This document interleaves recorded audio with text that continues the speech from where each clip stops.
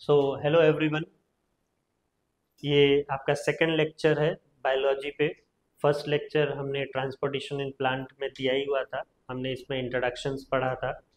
हमने कुछ फेनोमेनस के बारे में जाना, जैसे कि ऑस्मोसिस, डिफ्यूजन के बारे में हमने जाना, रूट प्रेशर क्या होता है वो हमने जाना।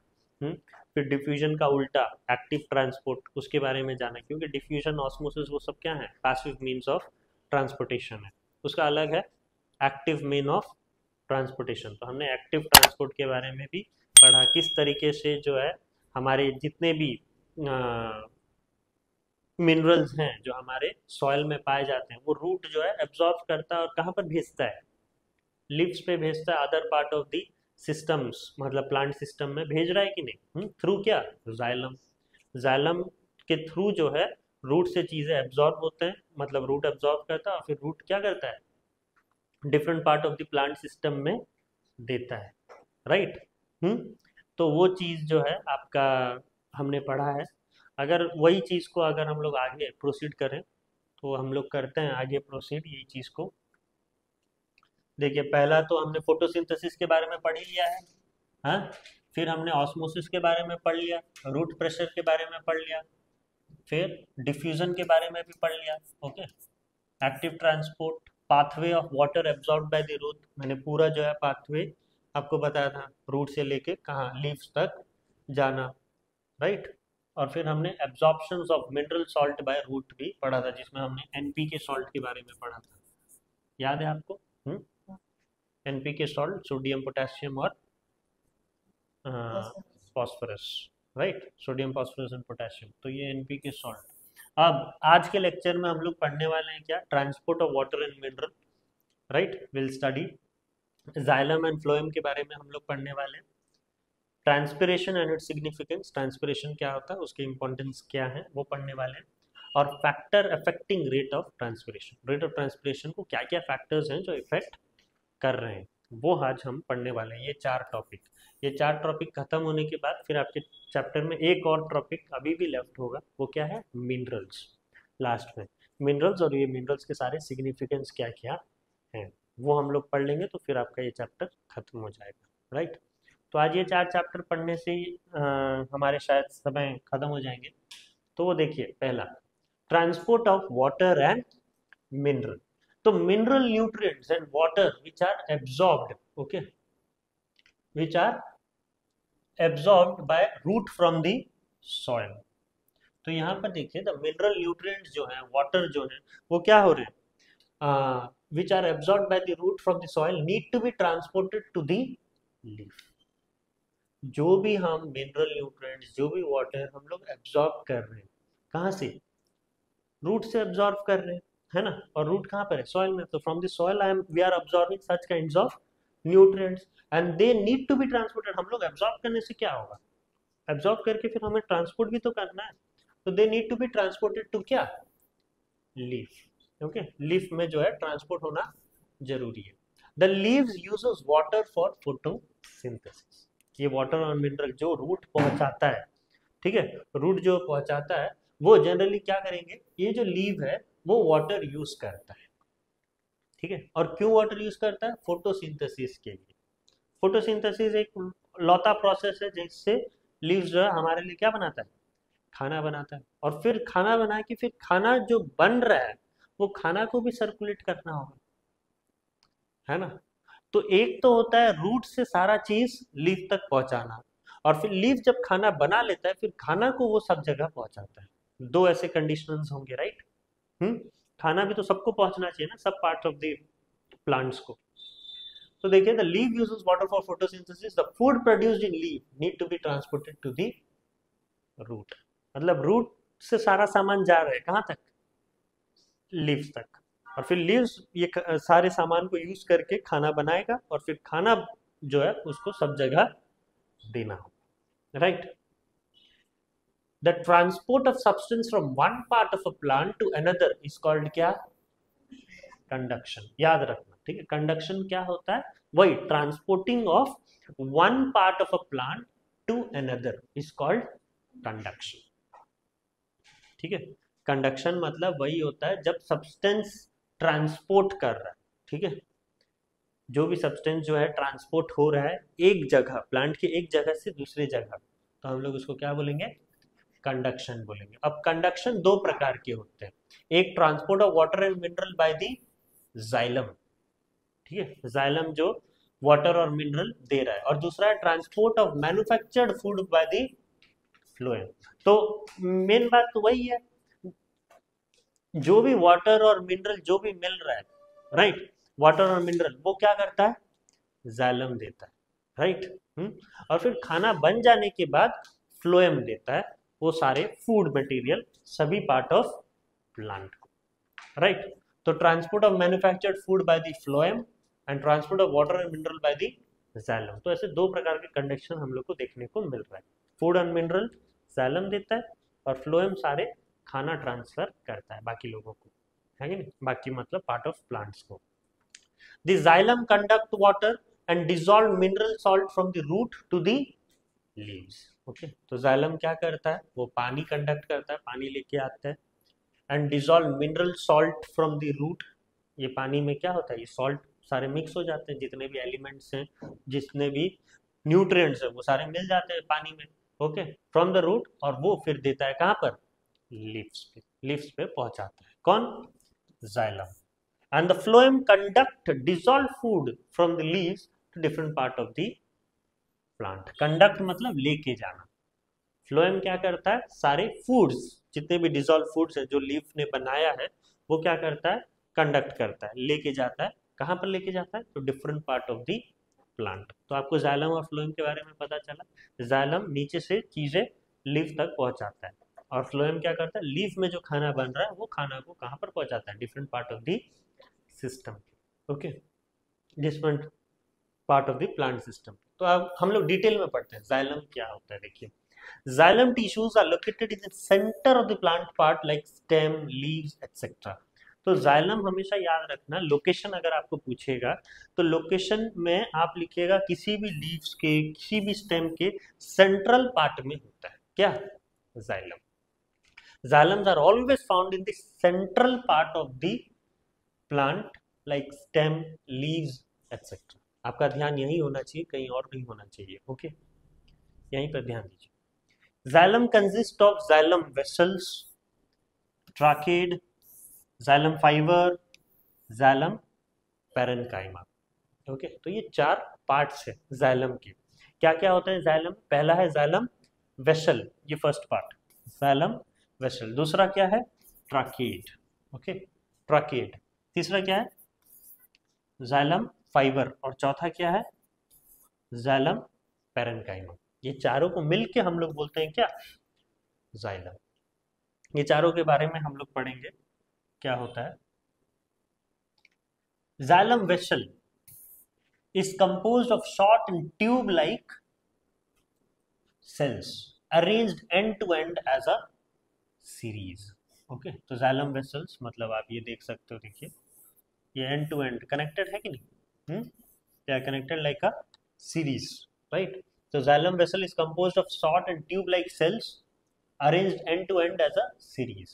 और ये xylem vessel का काम क्या होता है, मेन फंक्शन क्या होता है, main function of xylem vessel is to conduct water in nutrient, nutrient में पानी मिलाना या पानी प्रोवाइड करना, ये होता है मेन काम किसका, xylem vessel का।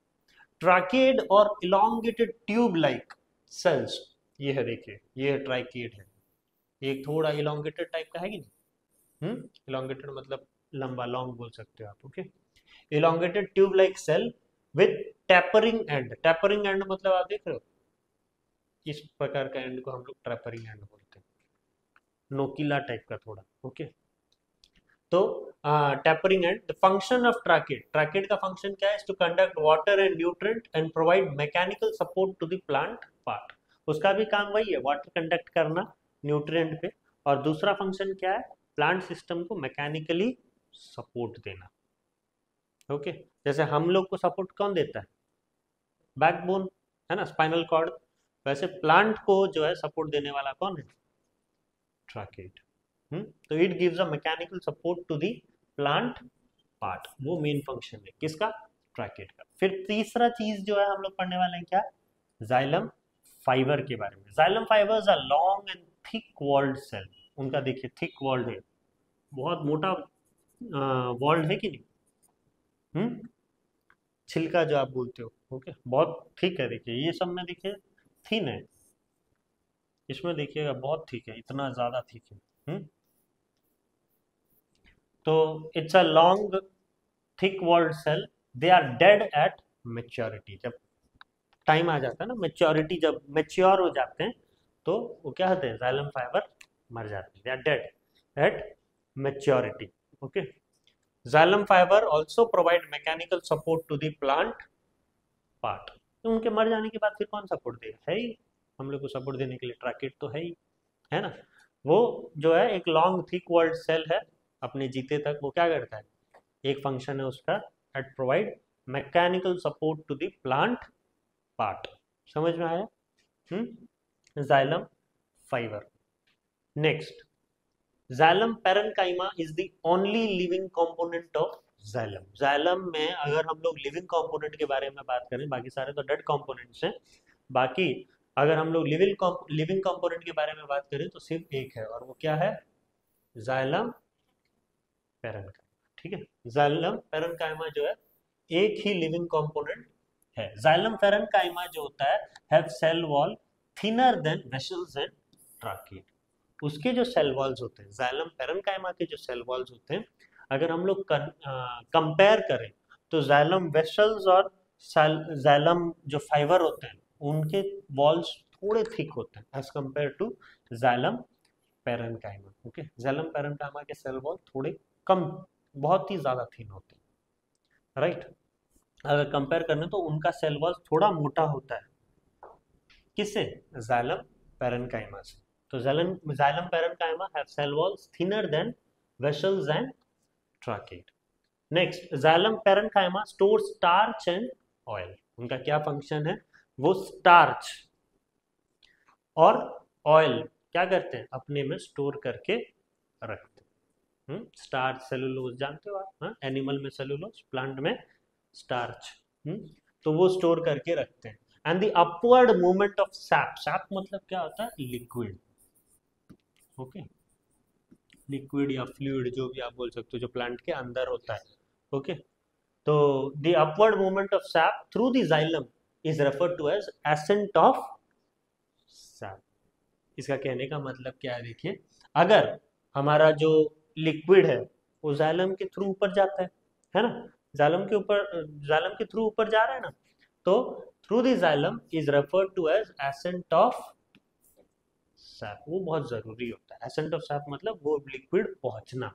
तो ये कोकोनट जो ट्री होता है वो बहुत बड़ा होता है ना, कोकोनट ट्री बहुत टॉल ट्रीज होते हैं, तो वहां पर जो है पानी कैसे पहुंचता है, वैसे, ठीक है, रूट से बहुत ज्यादा जो है ट्रांसपिरेशन पुल होता है। ओके, फोर्स क्रिएट होके होके होके होके वो क्या करता है, ऊपर तक पानी जा पाते हैं, है ना, बहुत ऊपर होता है ना वो लोग, तो वो इसके मदद से जा पाते हैं, एसेंट ऑफ सैप की वजह से। चीजें बढ़ते जा रहे हैं, सैप जो है ट्रैवल करते जा रहा है, ऊपर के ऊपर ऊपर के ऊपर ट्रैवल करते जाता है, और फिर वहां पर वो पानी दे पाता है। बहुत ऊपर होता है ना कोकोनट ट्रीज, आपके जैसे को 20 को खड़ा कर दो ऊपर, तब जाके आप पहुंचोगे, है ना, इतने बड़े होते हैं trees.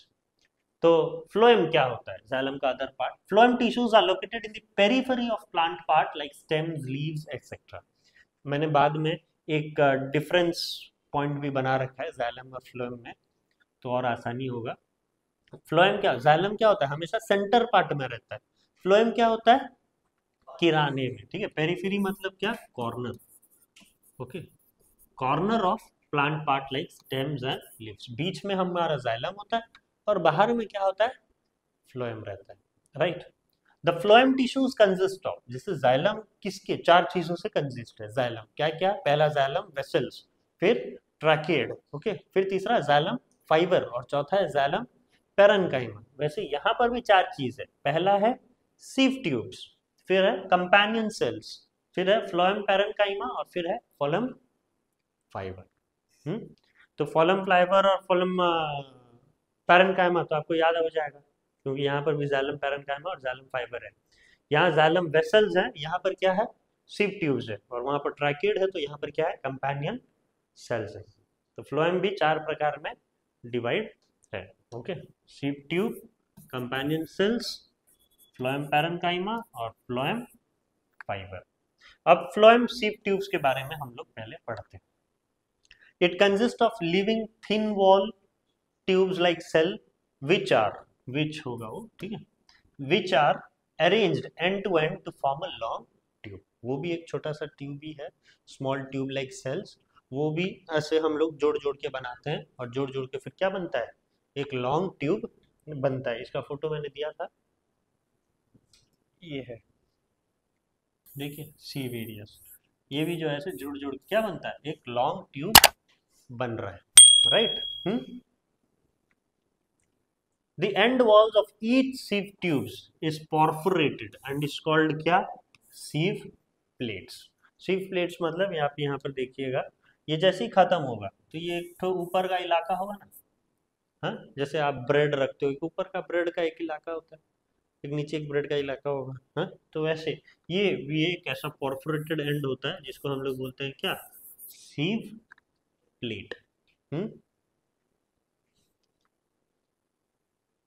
The end wall of each sieve tubes is perforated and is called sieve plate. The function of sieve tube का function क्या है, is to transport food from leaves to different part of the plant.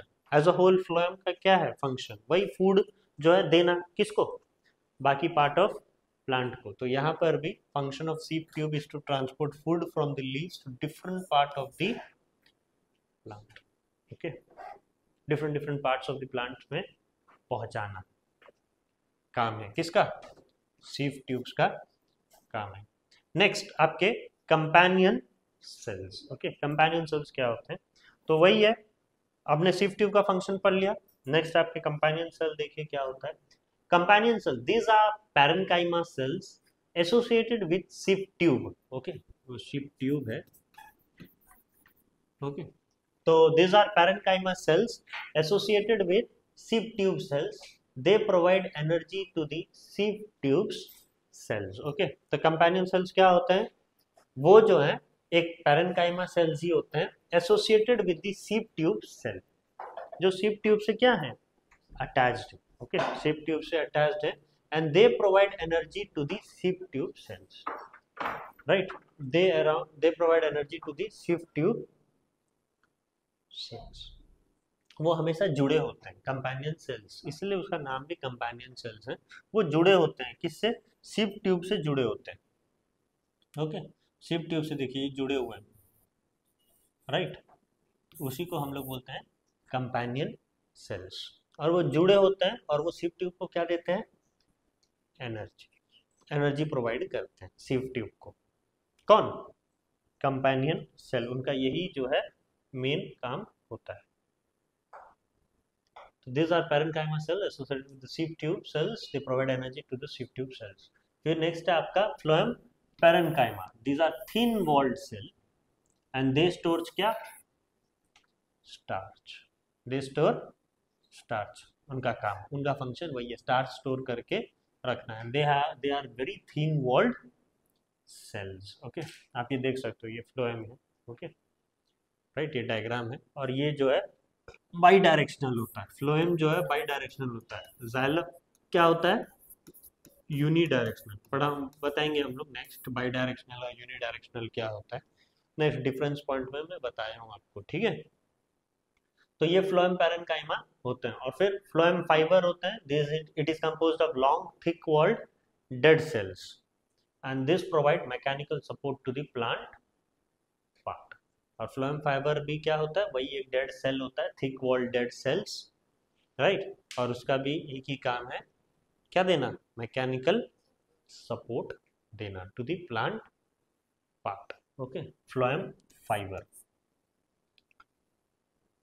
The transport of food from the leaves to the different part of a plant is called क्या, translocation. सिर्फ food का अगर हम लोग बात करें, ओके, सिर्फ food का, फूड जो है ट्रांसपोर्ट हो रहा है किस पे, different part of our plant, right, तो हम लोग उसको क्या बोलते हैं, ट्रांसलोकेशन। कंडक्शन क्या था? कंडक्शन तो transport of one substance to another substance to different part of the plant, वो कंडक्शन था। मतलब एक सब्सटेंस जब एक जगह से दूसरे जगह जा रहा है तो वो कंडक्शन हो गया। लेकिन यहाँ पर क्या है? सिर्फ फूड। ओके, सिर्फ जो है यहाँ पर फूड है। The transport of food from the leaves to the different part of a plant is called translocation. ठीक है, तो ट्रांसलोकेशन क्या है आपको समझ में आया क्या है? हाँ, सिर्फ फूड का ट्रांसफर होना, फूड का जो है माइग्रेशन होना लीव से different part of A plant. फिर आपका आता है क्या? ट्रांसपिरेशन। ओके, तो ट्रांसपिरेशन क्या है? It is a process of loss of water in the form of water vapour from the aerial part of the plant. हमें पता है ट्रांसपिरेशन क्या होता है। ट्रांसपिरेशन वही प्लांट से क्या हो जाना? वाटर लॉस हो जाना। ठीक है, जब वाटर लॉस हो जाता है हमारे प्लांट से, तब हमें क्या मिलता है? ट्रांसपिरेशन देखने को मिलता है। तो ये ट्रांसपिरेशन होना सही है या गलत है? दोनों, ट्रांसपिरेशन सही भी है और गलत भी है, मतलब जरूरी भी है और ज्यादा हो जाने से खराबी भी है। इसीलिए बोला गया transpiration is called necessary evil. Evil मतलब क्या? शैतान। ओके, हाँ, तो ट्रांसपिरेशन वही है, एक ऐसा शैतान जो हमें जरूरी भी है। कैसे? मैं बताता हूं आपको। देखिए, it means transpiration is potentially harmful process but it is unavoidable too. हमें पता है ट्रांसपिरेशन हार्मफुल है। जब सारा पानी अगर लॉस हो जाएगा प्लांट तो मर जाएगा प्लांट, है ना? लेकिन हम लोग उसको अवॉइड भी नहीं कर सकते। Transpiration is unavoidable too. क्यों नहीं अवॉइड कर सकते? देखिए, transpiration may be a harmful process because during this the condition of drought happens, या फिर loss of water during the condition of drought, loss of water from the plant result in serious wilting and often death. okay, ये इसीलिए harmful process है transpiration, क्योंकि जब ये conditions आएगा और अगर हम लोग रोक नहीं पाएंगे, प्लांट कंटिन्यूसली क्या होगा? लॉस होते जाएगा।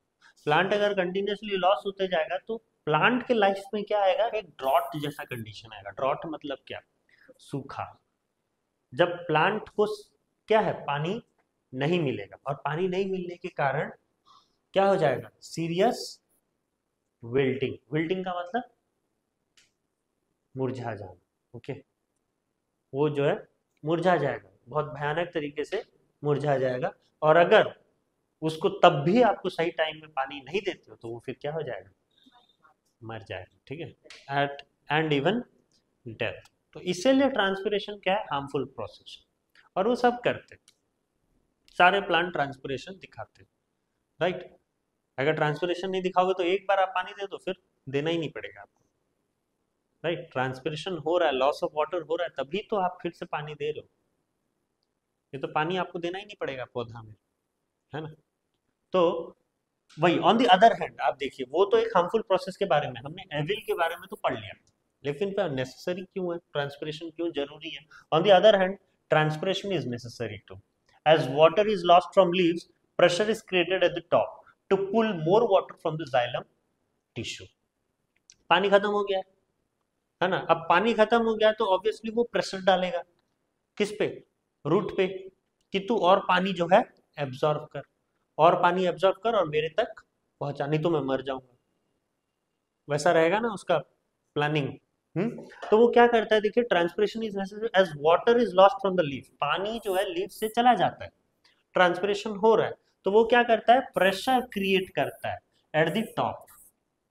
ऊपर जो है एक प्रेशर क्रिएट होता है, और वो क्या करते हैं? नीचे दबाव डालते हैं to pull more water from the xylem tissue. वो जाइलम जो पानी दे रहे हैं, कंडक्ट कर रहे हैं, ये जाइलम को क्या बोलते हैं? तो और पानी लेके आ, वो हमें चाहिए। जाइलम टिश्यू को वो प्रेशर देते हैं कि हमें और पानी चाहिए। तो ये xylem tissue, this pulling force is called क्या? Transpiration pull. ट्रांसपिरेशन पुल मतलब वही जो फोर्स क्रिएट कर रहे हैं, ओके, बोल रहे हैं जाइलम टिश्यू को कि तू और पानी लेके आ, हमें और पानी का जरूरत है, क्योंकि हमारे पास जो पानी था वो क्या हो चुका है? लॉस्ट हो चुका है, राइट? तो वही है, This pulling force is called transpiration pull and it is responsible for the conduction of water and salt from the root to the aerial part of the plant. और ये पुल के कारण, यही फोर्स के कारण क्या होता है, हम ज्यादा से ज्यादा पानी और ज्यादा से ज्यादा मिनरल को क्या कर सकते हैं, रूट से एब्जॉर्ब करके दूसरे पार्ट ऑफ प्लांट में हम दे पा रहे हैं, राइट। तो वही आप बोलोगे अगर ट्रांसपिरेशन होगा नहीं तो ये हमें ट्रांसपिरेशन पुल देखने को मिलेगा नहीं, और ट्रांसपिरेशन पुल अगर हम लोग को देखने को नहीं मिलेगा तो सब जगह में फिर से पानी और सॉल्ट हम लोग नहीं पहुंचा पाएंगे। पानी और सॉल्ट पहुंचा पाएंगे, नहीं पहुंचा पाएंगे। तो ट्रांसपिरेशन होना दिक्कत भी है, एविल प्रोसेस भी है, हार्मफुल प्रोसेस भी है, लेकिन इसके वजह से ट्रांसपिरेशन पुल हो रहा है जिसके वजह से सारे को खाने अभी सही टाइम में मिल रहा है। तो उसके लिए ट्रांसपिरेशन क्या है, जरूरी भी है, नेसेसरी भी। तो इसीलिए बोला गया transpiration is called a necessary evil. ये गिव रीजन का क्वेश्चन आ सकता है आपके एग्जाम्स में, तो आपको इसका आंसर ऐसा लिखना है, राइट। जो समझे हो आप वही लिखना है, जो मैंने लिखा है वो आपको नहीं लिखना है, ओके। जो आप समझे हो वो लिखो, राइट, अपने वर्ड्स में। When water transpire मतलब वही, जब water loses from the surface of the plant, it has a cooling effect on the plant। ये एक सिग्निफिकेंस है, इंपॉर्टेंस है ट्रांसपिरेशन का। जब पानी लॉस्ट हो रहा है, ठीक है, लीफ से ट्रांसपायर हो रहा है, लीफ से पानी लॉस्ट हो रहा है, तो वो क्या करता है, ओवरऑल प्लांट को एक कूलिंग इफेक्ट देता है, राइट। ओवरऑल वो प्लांट को क्या करता है, एक कूलिंग इफेक्ट देता है। तो ये एक सिग्निफिकेंस है किसका, ट्रांसपिरेशन का। When water transpire from the surface of the plant it has a cooling effect on the plant. एक और आपका यही बोल सकते हो, ये transpiration is called a necessary evil. ये भी एक इंपॉर्टेंस ही है, सिग्निफिकेंस पॉइंट है ना ये भी, हाँ, फीचर ऑफ ट्रांसपिरेशन ही है। तो ये भी आप एक पॉइंट लिख सकते हो, और ये दूसरा पॉइंट मैंने बताया आपको, राइट। और तीसरा पॉइंट आप ये पुलिंग फोर्स के बारे में बोल सकते हो, ट्रांसपिरेशन पुल के बारे में। तो 3 सिग्निफिकेंस के पॉइंट हो गए ना ट्रांसपिरेशन के, तो वो 3 पॉइंट काफी है, राइट। फिर what are the factors affecting the rate of transpiration. What are the factors, पहला फैक्टर्स क्या है, लाइट, ओके। पहला फैक्टर है लाइट। लाइट कैसे जो है ट्रांसपिरेशन को इफेक्ट कर रहा है। पहला है देखिए, plant transpire more rapidly in light. हमें पता है सनलाइट जब होगा, धूप जब होगा, तभी तो प्लांट बहुत ज्यादा क्या करता है, वाटर लूज करता है। रात को थोड़ी ना करता है, लाइट सनलाइट में ही ज्यादा होता है ये चीज। तो plant transpire more rapidly in light than in the dark. Dark में कम करता है, लाइट में ज्यादा प्लांट ट्रांसपायर करते हैं। तो ये लाइटनिंग एक फैक्टर बन गया ना ट्रांसपिरेशन का।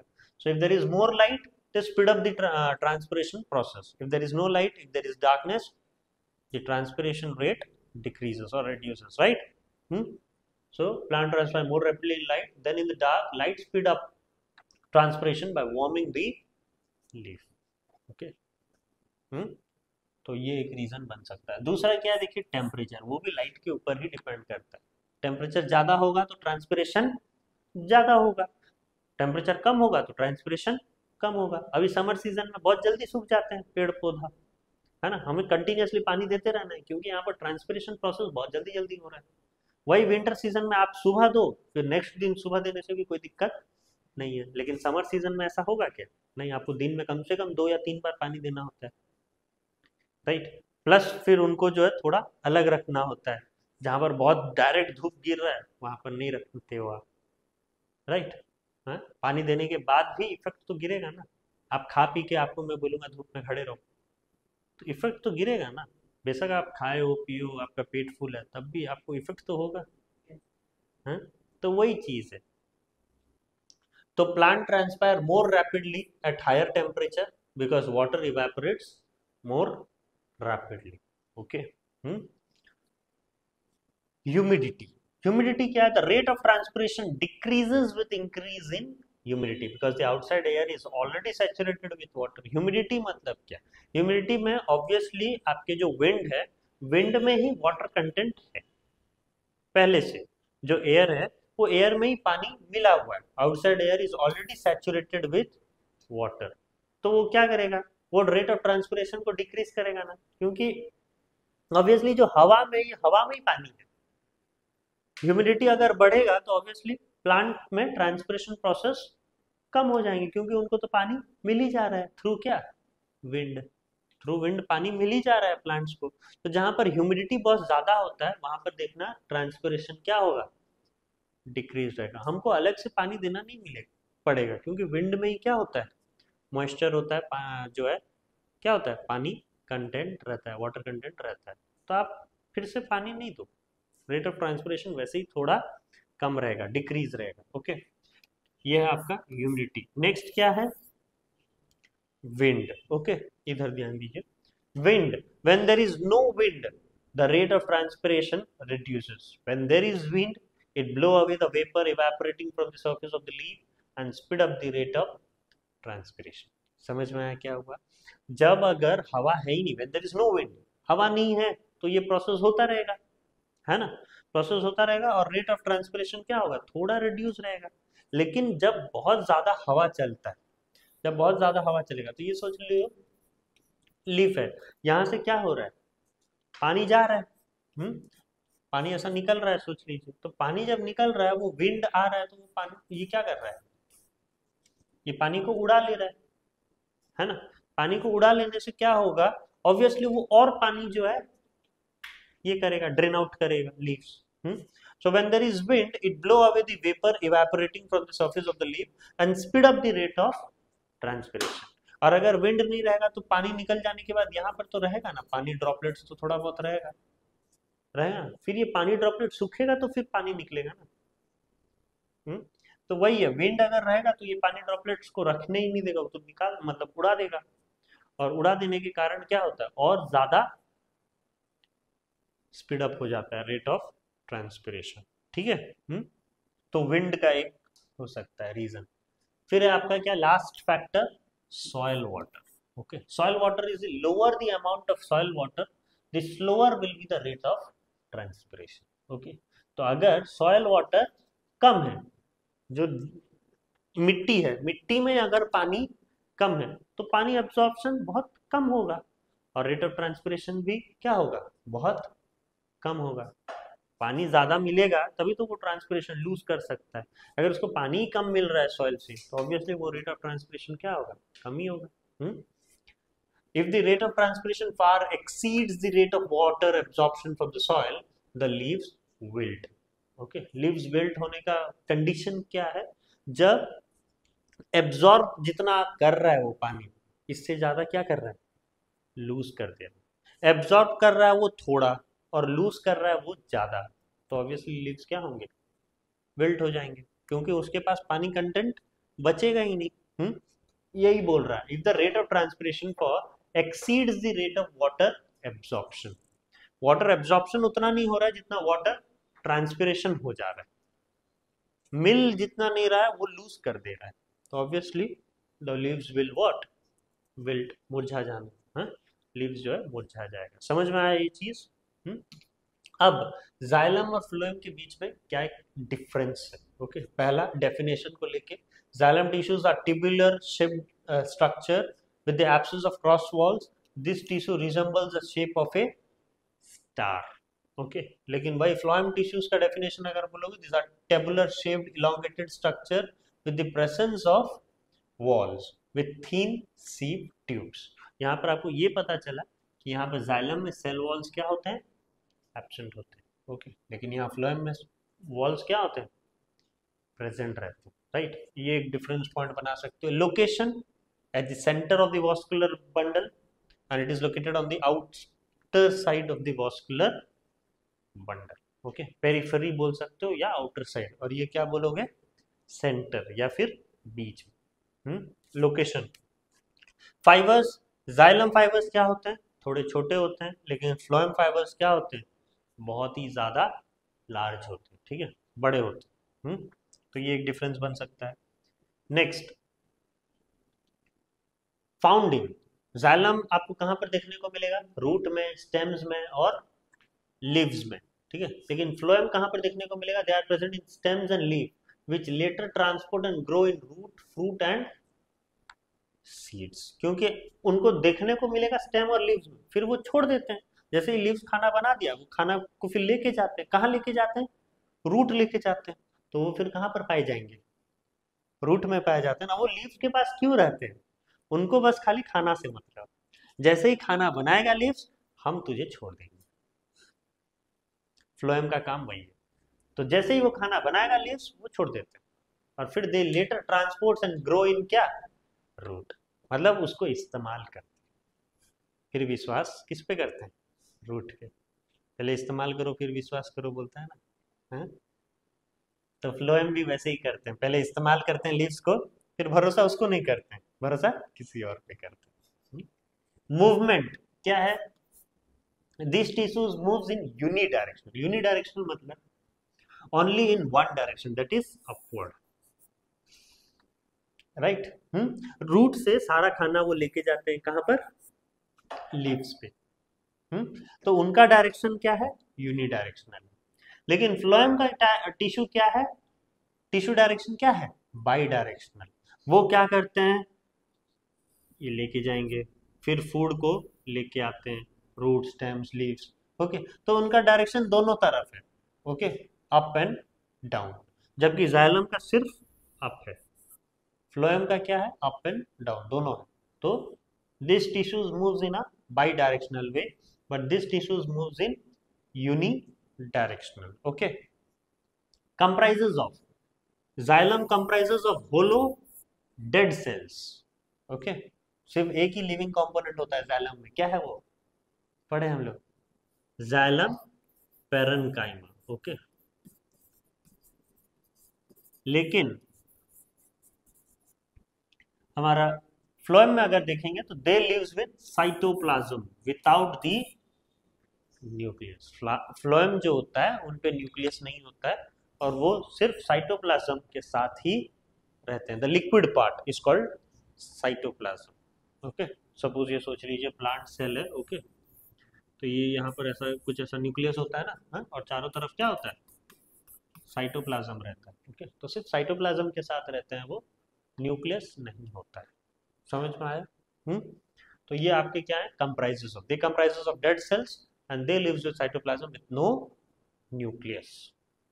नंबर ऑफ टिश्यूज में अगर हम लोग डिफरेंस बनाएं, the total amount of xylem tissue is more. Xylem tissues ज्यादा होते हैं, और फ्लोएम टिश्यूज क्या होते हैं? जाइलम टिश्यू से कम होते हैं। Okay, the total amount of phloem tissue is less. Features, features मतलब टाइप। इट कंसिस्ट ऑफ क्या? Tracheid, vessels, xylem parenchyma, xylem sclerenchyma and xylem fibre, वो सब होते हैं। और यहाँ पर क्या होते हैं? Companion cells, sieve tubes, bast fibre, phloem fibre, फिर इंटरमीडियरी सेल्स या फिर फ्लोएम पैरेन्काइमा। आप अगर ये चार जो हमने पढ़ा है वही अगर आप लिख देते हो तो काफी है। यहाँ पर ये चार, वहां पर जाइलम के चार। ओके, जो हमने स्टार्टिंग में पढ़े। तो ये इसके फीचर्स हैं। फिर फंक्शंस क्या है? फंक्शंस में transport soluble minerals and nutrients and water molecule from the root to the aerial part of the plant। हमें पता है कि जाइलम क्या करता है? जाइलम पहले जो है सारे soluble mineral, nutrients and water molecules जो भी होते हैं वो सबको लेता है, कहां से? रूट से कहां तक लेके जाता है? Aerial part of the plant. और यहाँ पर transport food and other nutrients including sugar and amino acid from leaves to storage organs and growing part of the plant. Phloem का काम क्या होता है? लीव से जो फूड बना है, साथ में शुगर और अमाइनो एसिड्स, वो सब लेके कहाँ लेके जाता है? वो रूट लेके जाता है, from leaf to storage organs. Okay, root लेके जाता है यहाँ पर, या फिर ऐसे जगह में लेके जाता है जो ग्रो हो रहे हैं, राइट। जो चीजें ग्रो हो रहे हैं उनको तो खाना चाहिए ना जल्दी, तभी तो वो और अच्छे से ग्रो कर पाएंगे। तो वहां लेके जाता है फ्लोएम, राइट, और to the growing part of the plant. Vascular bundles क्या होते हैं? They forms vascular bundles with phloem, they form vascular bundles with xylem. दोनों के बिना, एक दूसरे के बिना क्या है? अधूरे हैं। ओके, जाइलम और फ्लोएम दोनों जो है अपना वॉस्कुलर बंडल एक दूसरे के साथ बना रहे हैं, right. Functions, it provide mechanical strength to the plant and help in strengthening the stem They translocate the synthesized sugar by the photosynthetic area of plant storage organs like root, bulbs and tubule. ये एक और function जो मैंने ऊपर लिखा है ना, वही बना सकते हो, ये सेम चीज ही डिफाइन कर रहा है। ओके, कोई दिक्कत नहीं है। लेकिन अगर कंबाइनली अगर हम लोग देखें जाइलम और फ्लोएम का फंक्शंस क्या है, तो कंबाइनली क्या है, it is responsible for replacing the total amount of lost water molecule through transpiration and photosynthesis. Xylem और वेसल्स, जाइलम और फ्लोएम क्या करते हैं, जितने भी हम वाटर मॉलिक्यूल लूज करते हैं ट्रांसपिरेशन और फोटोसिंथेसिस में, जितने भी वाटर मॉलिक्यूल हम लोग लूज कर रहे हैं, वो वाटर मॉलिक्यूल को रिप्लेस करना बहुत जरूरी है। तो रिप्लेस कौन कर रहे हैं, ये जाइलम और फ्लोएम ही रिप्लेस करते हैं जितने भी वाटर मॉलिक्यूल हम यूज कर रहे हैं। तो ये कंबाइनिंग फंक्शन है किसका, जाइलम और फ्लोएम का, राइट। ये जो है आपका डिफरेंस पॉइंट है किसके, जाइलम और फ्लोएम के बीच में। एक और पार्ट है ये चैप्टर में, दैट इज मिनरल्स, और ये सारे मिनरल्स के क्या क्या खूबी है, कौन से मिनरल्स कहाँ पर काम आ रहे हैं, वो चीज हम लोग को देखना है, राइट। तो ये हम लोग नेक्स्ट लेक्चर में खत्म कर देंगे। प्लस मैं आपको कुछ क्वेश्चंस पूछूंगा नेक्स्ट लेक्चर में बायोलॉजी चैप्टर 1 के रिलेटेड, तो वो आपको बताना होगा अच्छे से, राइट, कि क्या जो है हमने पढ़ा है chapter. Okay, so for this lecture let's keep here. Okay, let's end. Thank you so much.